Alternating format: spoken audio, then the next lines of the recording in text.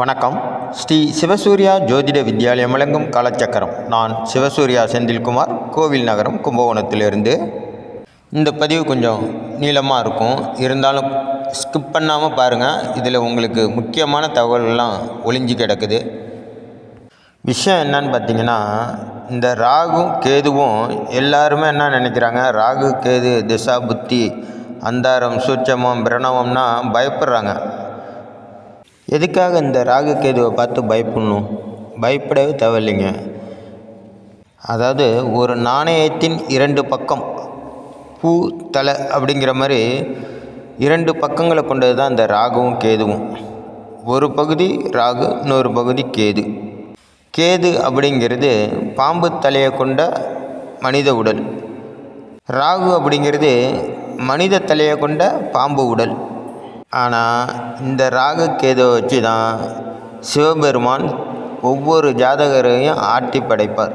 என்ன காரணம் அப்படின்னா, சிவபெருமான் எத்தனையோ திருவிளையாடல்கள் பண்ணியிருக்காரு.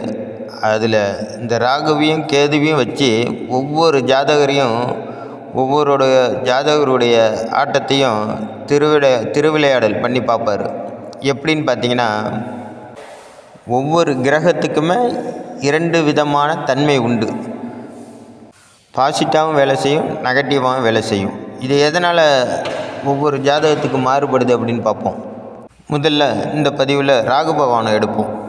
யாருக்கெல்லாம் ராகு பகவான் பாக்கியஸ்தானம்னு சொல்லக்கூடிய 9ஆம் இடத்துல அமருதோ அவங்க எல்லாருக்கும் கண்டிப்பாக தெய்வத்தோட அருள் உண்டு, தெய்வத்தோட பரிபூர்ண கீர்த்தி உண்டு. அந்த ஜாதகர் எல்லாருக்குமே 9ஆம் இடத்துல அமர்ந்த ராகுக்கு, அந்த ஜாதகர் 9ஆம் இடத்துல அமர்ந்த ராகுவின் சூட்சம ரகசியம்னு ஒன்று இருக்குது. அது என்னன்றதை பார்ப்போம். இந்த ரகசியத்தின் நாயகன் சிவபெருமான். ஒரு ஜாதகர் உதயமாக போகிறார், அதாவது பிறக்க போகிறாரு. அப்போ அந்த நேரத்தில் ஜாதகருக்கு எல்லா கிரகமும் 6ல் 8ல் 12ல் அடைபடுதுன்னு வச்சுங்க, அல்லது எல்லா கிரகமும் 6ல் அடைபடுது அப்படின்னா, அப்போ பார்த்தீங்கன்னா அந்த ஜாதகரோட அம்மா பிரசவம் பண்ணும்ல, அவங்க பிரசவிக்கணும்ல, இப்போ உயிருக்கு கண்டம் ஏற்படுங்க. எப்படின்னு பார்த்தீங்கன்னா, ஒன்று தாய் அல்லது செய், 2 பேரில் யாரோ ஒருத்தர் தான் அதில் பிழைக்கிற மாதிரி இருக்கும். அந்த மாதிரி ஒரு கண்டத்தெல்லாம் ஏற்படுத்தும்.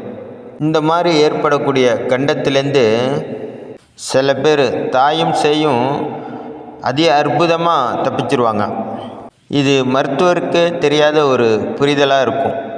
என்ன விஷயம் அப்படின்னு பார்த்தீங்கன்னா, அந்த குழந்தையின் தாய் வழி உறவில் யாராச்சும் ஒருத்தங்க கண்டிப்பாக நீதிமானாகவும் நேர்மையானவராகவும் இருந்திருப்பாங்க. அதை விட ரொம்ப முக்கியம், அவங்க தெய்வ பக்தி உடையவராக இருந்திருப்பாங்க. யாருக்கும் தீங்கு விளைவிக்காமல் வாழ்ந்திருப்பாங்க. கண்டிப்பாக அவங்க அந்த குலத்தில் சிவனருள் பெற்றவராக இருப்பாங்க, சிவனை பூஜித்தவராக இருப்பாங்க. இந்த மாதிரி ஒரு சூழ்நிலையில், ஒரு இக்கட்டான சூழ்நிலையில் அவங்க கண்டிப்பாக அந்த நேரத்தில் கடவுளை பிரார்த்தனை பண்ணியிருப்பாங்க.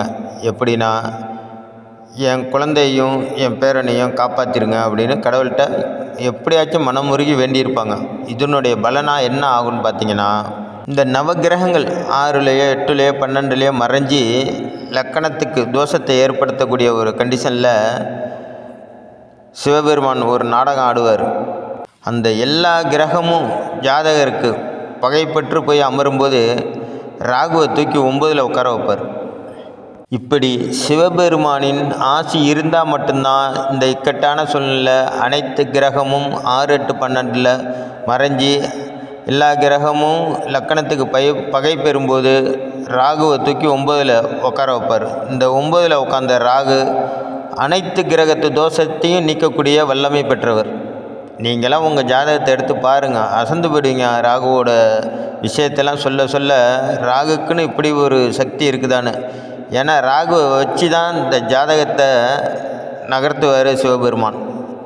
இந்த 9ஆம் இடத்துல அமர்ந்த ராகு என்ன பண்ணுன்னு பார்த்தீங்கன்னா, இந்த அனைத்து கிரக தோஷத்தையும் நிவர்த்தி பண்ணி ஜாதகரையும் தாயையும் சேயையும் காப்பாற்றுறதோடு மட்டும் இல்லாமல் அந்த ஜாதகருக்கு தெய்வீக ஆற்றலை கொடுக்கும், தெய்வ சக்தியை கொடுக்கும், தெய்வத்தோட இரண்டரை கலக்கக்கூடிய தன்மையை கொடுக்கும். யாருக்கெல்லாம் 9ஆம் இடத்துல ராகு அமர்ந்திருக்கோ பாருங்கள், அவங்கெல்லாம் கண்டிப்பாக தெய்வ கடாட்சம் பெற்றவர்களாகத்தான் இருப்பார்கள். இவர்களோட வாழ்க்கையெல்லாம் பார்த்திங்கன்னா சிறு வயதிலேயே அபார ஞான சக்தி இருக்கும். பச்சை பிள்ளையிலே தச்ச ஆணி மாதிரி அவ்வளோ ஒரு வாழ்க்கையில் கஷ்டத்தெல்லாம் சந்தித்தா கூட அனைத்து கஷ்டத்தையும் தவிடுபொடி ஆக்கிட்டு வந்துக்கிட்டே இருப்பார்.